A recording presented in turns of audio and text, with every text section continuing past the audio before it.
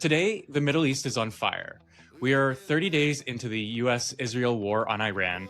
The Strait of Hormuz is effectively closed, triggering the largest oil supply disruption in history.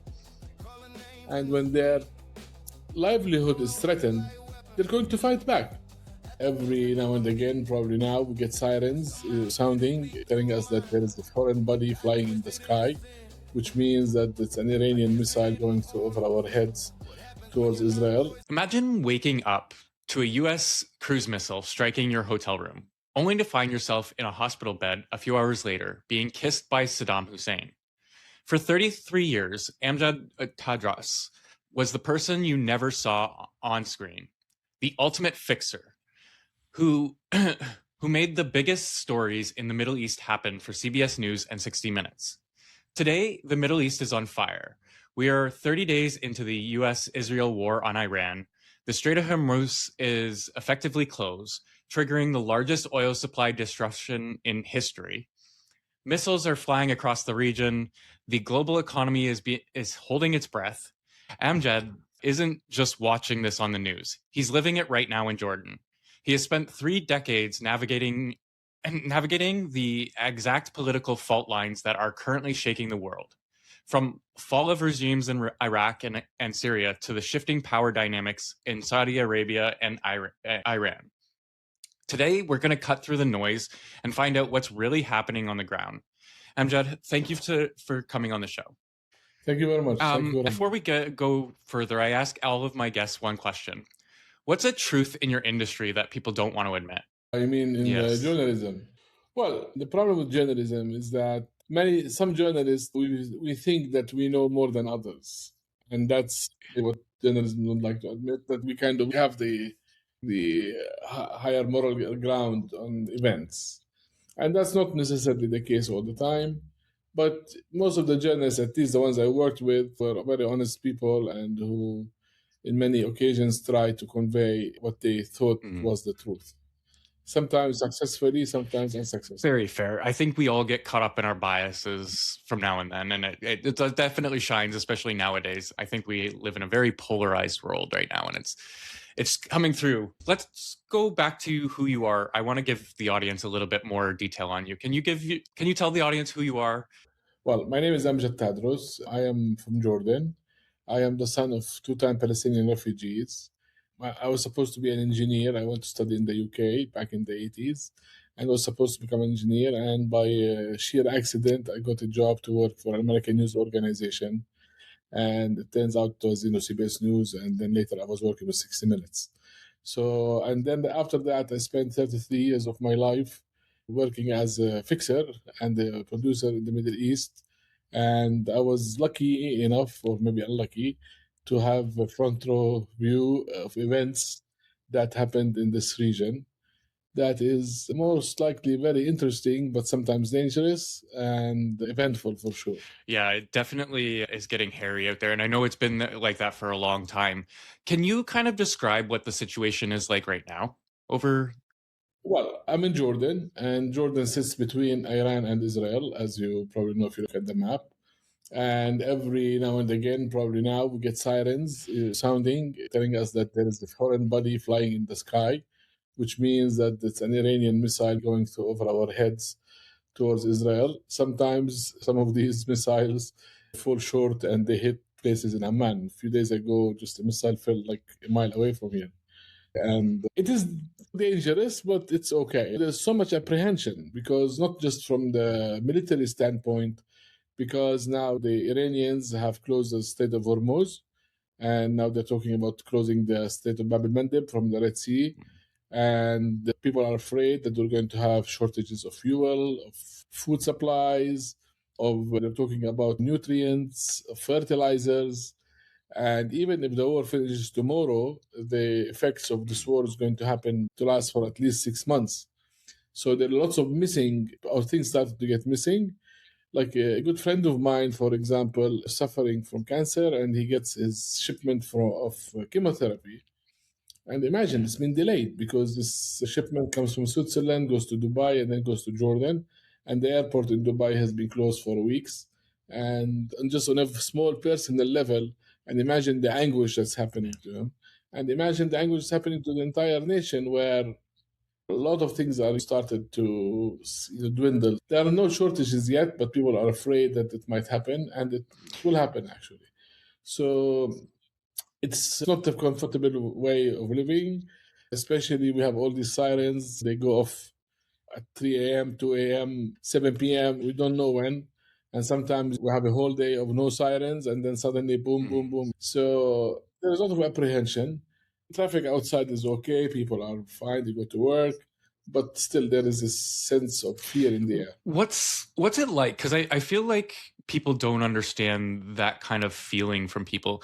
What is it like to spend a long time fearing what's going on and outside of your country, but still near enough that it can affect you? Unfortunately, in the Middle East, we got used to it because every now and again we have a war. I think it's about a war every 5 years on average, more or less. So people, then resilient, they have to keep going. And but there is no, sometimes there is no point to plan because you don't know what's going on. You don't know what will happen. And the companies here in Jordan, if you have a 5 year business plan, the likelihood that will happen is very, very little. 6 months later, you're going to have a war, or you're going to have, I don't know, something will happen.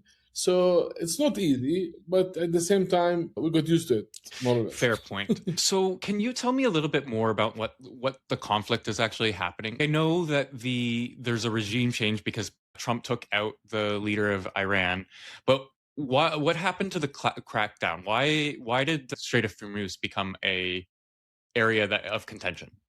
Well, political scientists to figure out what's going on. You have a regime in Iran that's been in power for 47 years. It's run by a bunch of mullahs, religious leaders, who believe in a certain ideology. And some people don't believe in the ideology, but they have to go along with it. And then the Americans came and told them, guys, we're going to come and kill you and get rid of you. And what they expect them to do with their back against the wall? They had to fight back with everything they have. They don't have the technology or the, say, military might that the United States has. But then they have something very interesting. They have a chokehold on this little strait called the Strait of Hormuz, which is about not that wide. It's about 40 kilometers wide, but the shipping lanes are only 3 kilometers wide. There are only two shipping lanes. And the Iranians realize that this is their nuclear bomb, that they can actually use this to put a chokehold on the world. And they did. They threatened this before. That was not a surprise. They said they're going to do it, and they did it. And what they did, they put the whole world under pressure by doing this, by closing the strait, where about 15 or 20% of the world, of the oil of the world goes from there. And then they started to shoot back at the Gulf countries, and many of which had nothing to do with the war. Nothing at all. In fact, some of them are mediators, like Oman and Qatar. Qatar tried enormously to stop this war. And what they got in return, they got Iranian drones that attacked its gas field, in the North gas field of Qatar, which many countries in the East, especially Japan, Korea, are dependent on it for their energy needs. And the Qataris had nothing to do with this war. They got punished in the process. And because the Iranians have no other choice, that was the only weapon that they could fight with. And today, they are threatening to bomb the universities. So they had to evacuate all the students out of the universities, all the accommodation. Imagine hundreds and hundreds of thousands of students had to be moved from the so-called education city, and they put them in hotels. Can you imagine? On top of that, the Gulf countries, Dubai, Abu Dhabi, Qatar, they have these huge airlines that used to ferry people from all over the world through their airports. You get hundreds of thousands of passengers who were stuck or outside or en route, but they said they're going to do this. This was not a surprise. What was surprise is that the Americans say that they were surprised to hear this. That was, everybody knew that they were going to do it. And okay, is this right? No, it's not right. It's actually, it's so wrong what's happening. But at the same time, when those people with their backs against the wall, what do you expect them to do? They're going to shoot everything they have. They're going to throw the kitchen sink at you. I feel like people, yeah, and I feel like people don't really understand that it's like a caged creature. We are still animals. We're backed into a wall. We're going to do whatever it takes to stay alive and keep fighting. Yeah, again, I'm not justifying what they're doing, but Yeah. it's predictable. What do you expect them to do? Very fair. Yeah. I do want to get into a little bit of how warfare has changed. You've been through seeing a lot of different warfare. How have you seen it change over the past couple of years compared to the 30 before? I started covering the Middle East in 1990, and at that time, a war happened in Iraq after Saddam Hussein invades Kuwait back in 1990. I have seen a lot of wars in the middle. There was a small one in 93, 97, and there was the big US invasion of Iraq in 2003. And then I witnessed also a lot of wars in Lebanon and Yemen and so on. Well, at some point when I sat down to write the book, my niece, I have a 6-year-old niece, she looked at me and she said, "Uncle, what is your book about?" And I just looked at her and I said, "It's about war." And actually, the first line of my book, I'm going to read it to you. So it says, I borrowed a line, a poem from the early Arabic history, and it says, "War is only what you have known and tasted. No narrative can describe it well." It is very hard to describe war because war brings so much misery. Now, in the old days, people think of wars of being guns and tanks and missiles and so on. With time, it's changing now. Wars are not as big and massive as they used to be. Now they are more like missiles and airstrikes and small operations here and there. And they could do wars, what you call using other agents, like Iran is launching wars through its subsidiaries in Hezbollah in Lebanon and in the Houthis in Yemen. So war has kind of changed in terms of we don't look at the World War II movies where you have all these German tanks and it's different, but its effect is more devastating because it's becoming more targeted and more brutal in some ways. But the effects are the same. War creates so much misery that you cannot describe even in a book because it changes the human, disintegrate the fabric of the society. In Iraq, after the 1990 war, when the war finished, its effect lasted for decades because people were killed. You have orphans, you have widows, you have people with no income, you have refugees, you have misery, you have injured people, people with no limbs, and those people have to keep going. And the amount of misery and poverty that it creates after is massive. And then when you have poverty, you're going to have crime, you're going to have prostitution, you're going to have, and Iraq had to witness all of these things, and I could see it. The war, the guns were silent, but the war is still happening. People are still going through the same shit that they've been doing. And it's so sad. It is absolutely sad to see countries disintegrate like this. And now with Iran, they talk about regime change. Well, the Americans have tried that before in Iraq in 2003. And I was in Iraq before. I saw the Iraq during Saddam Hussein regime. And I thought that the Americans had a plan and they were going to come in and change the regime. And many of the Iraqis people did actually. They thought the same way I did, that they were hopeful that now we're going to have peace and prosperity, and the Americans are coming in with McDonald's and Coca-Cola and whatever they want to bring with them. And people were waiting for this, but none of that happened. Why? Because it is very difficult to occupy a country. It's not easy to put so-called troops on the ground because many people don't want their countries to be occupied. You talk about Iran now. With the Iranian people, it's a country of 7,000 years of history, 90 million people. Most of them don't like the regime, okay? But when they see foreign troops on their country, in their country, do you think they're going to be happy? No, they're not.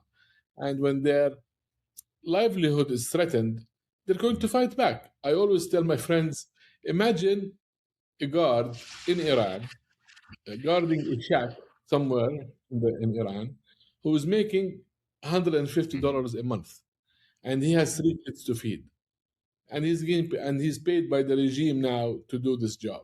When he hears that the regime is going to collapse and people are going to come and take this regime out and take his $150 a month, which is nothing, but for him it means a lot because he's using it to feed his family. He's going to fight back with his teeth. Okay, not because he likes the mullahs, not he wears the no, because he has a family to feed, and he is just like anybody else in the world. When your livelihood is being threatened, even if this livelihood is $150 a month, you have to fight for it. And imagine in Iran, most of these regimes in the region, especially in Iran, they build their strength on the poverty of the people. They don't want the people to be prosperous. They want the people to be dependent on the regime. Hezbollah's strength in Lebanon, not because they have guns, because they have schools, they have kindergartens, they have hospitals, they provide social services, okay, and people depend on them. So, and Hezbollah will make sure that the people will always be dependent on them. By the time the people stop depending on them, they don't need them and they stop supporting them. So it's their interest to keep the people impoverished. Nobody wants those people to be independent and do their own thing because they will lose their control. Iran is a typical example of this. You have the mullahs, and they have a lot of money. They control the economy, and hence they control the jobs, and they control who's working and who's not working. And they have a very strong hold on the country. Polls, I don't know, nobody knows. They're saying again 20% of Iranians support the regime, not 80% do not. But the 80% they have the guns and the power, and they are the loudest. So you come in and you want to change this by force or by airplanes. I don't think it's going to happen because it didn't happen. They couldn't do it in Iraq. Iraq was a huge disaster. In 2003, the American troops rolled into Iraq with good intentions. They wanted to come and liberate the country and introduce democracy and liberty. Mm-hmm. And look what happened. Nothing. In fact, Iraq went into years of civil war that's still happening till today. Look at what happened in Libya. The same story. Libya is still in turmoil. Sudan, Yemen.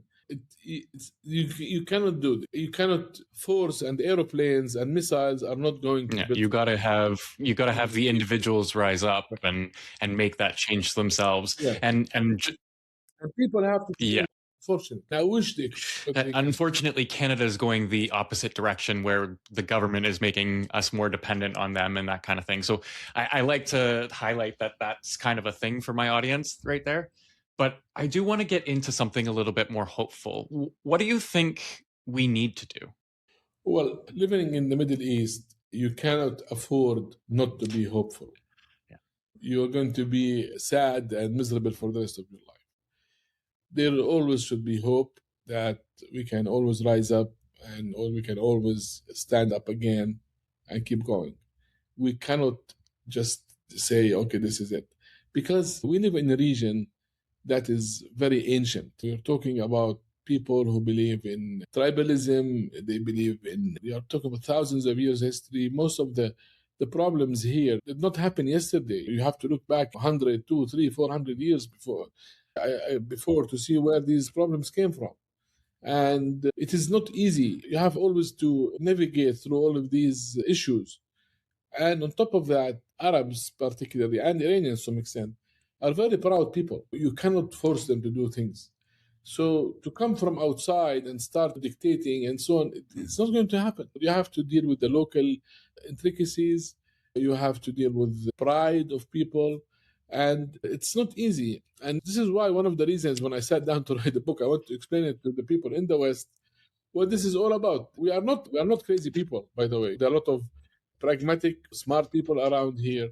But we have all of this baggage behind us that we have to deal with, and you cannot ignore it, unfortunately. Many Iranians believe that the Murshid of Iran is appointed by God. Who I am to tell them no? I don't believe in this, but this is what they believe in. So you have to deal with them with their own beliefs. You cannot come and tell them, like, they're not going to, always try and understand the other person. That's how I treat everything. Is I'm always trying to understand what the other individual is and what they believe. And in my career, I'm Western educated. I lived in the West for a long time. And then I'm an Arab. I understand the Arabs. And I always thought myself being caught in the middle because I know what the Americans are saying. And I know what they're saying this. I know what the Arabs are saying. I know what they're saying this. And I know why they can't talk to each other because they don't understand each other. So I always hope that we have people who will kind of be able to explain to the others what this is all about. No, those people are actually the Westerners, the Americans, and the Canadians. They're good people. They are not murderers. And the Arabs are the same, except we have to find ways to talk to each other. And unfortunately, it's not happening these days. And now, with the advent of social media and now AI on top of that, the gaps are just becoming so wide. You have no idea the disconnect that's going on. And that was one of the reasons that, not forced me, but made me hurry up and publish my book. The one thing I want to say, I'm going to give you the last couple minutes to say who you are, where you're at. The one thing I just want to give to the audience and hopefully to anybody out in the Middle East, AI is actually helping us fight back on these things online. I'm writing a book about how to leverage it to kind of beat back the algorithm, to take a hold of your algorithm and understanding who you are. But AI is giving us hope, especially in the Western countries where we haven't had that hope for a while. So I'm hoping in the next 5 years, at least something can come of that everywhere in the planet. I think that's one thing I want to put out there. Well, I can tell you, when I wrote the book, I use AI tools not to write the book, but to check the consistency and the grammar and the style and the spelling and so on. So I used a lot of Claude and ChatGPT to do it, and it's very, very helpful. But what I also found out now, that if you go on those platforms and ask questions that has to do with subjects that I raised in my book, they use my book as a reference. So I always tell people, if we do not write our own history and put it online, and because those algorithms are going to read from it, somebody else is going to write it, and then we're going to complain that this is not right, because somebody's going to do it. Either you or somebody else. So everybody, if you want to have your point of view out, put it out, because people will actually read it at some point. Otherwise, you're going to get it from somebody else. And I'm crazy because I think one of the intentions of Grok is to digitalize people, to create a copy of them. So I'm hoping to upload my individuality and my personality into X so that it knows me in the future. But that's my crazy insanity. But listen, those tools are there to stay, and you have to deal with them. I'm not against them. I'm pro them, but we need to be able to know how to use them in an intelligent way, and not to believe in them.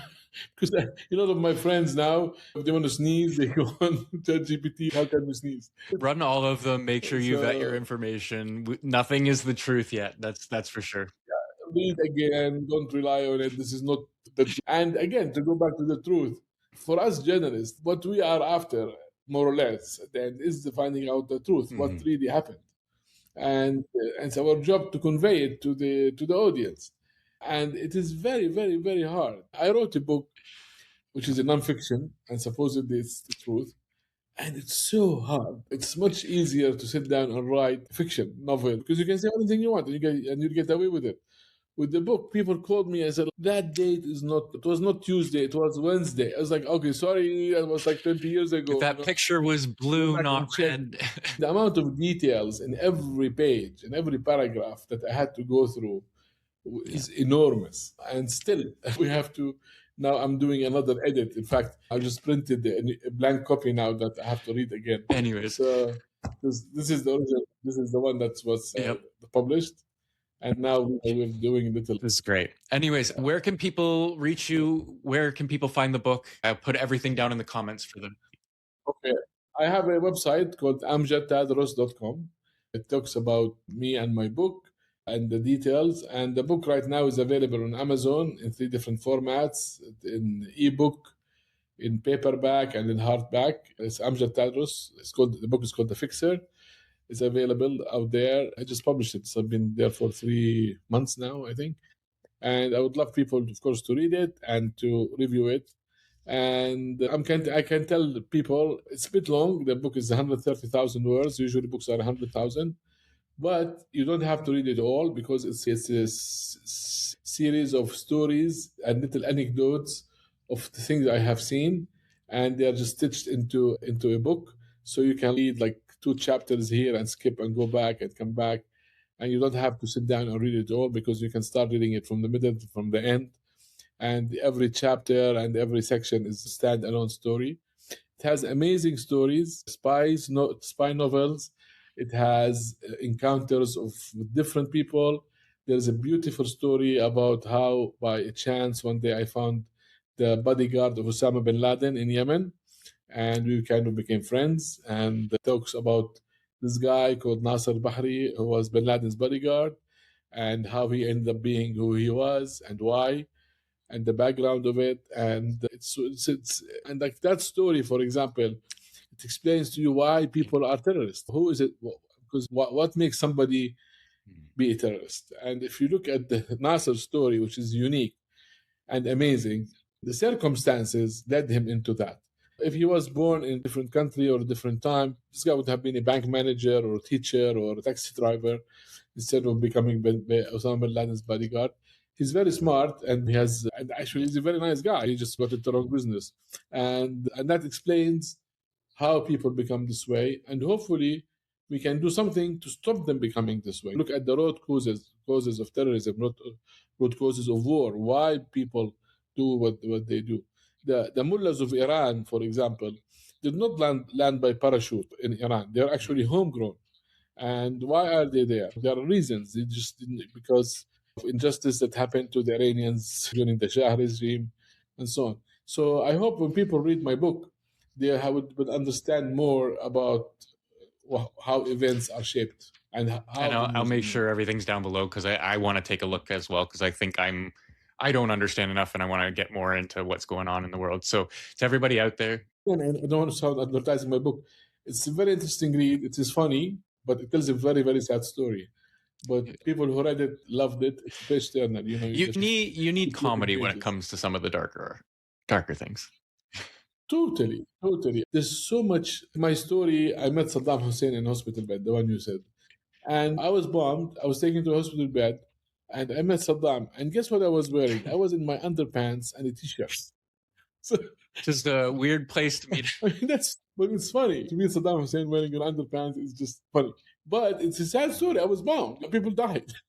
Thank you very much for everything. And to everybody out there, if you need anything, please make sure to reach out, and in the comments below, please like, share, and subscribe. Thank you.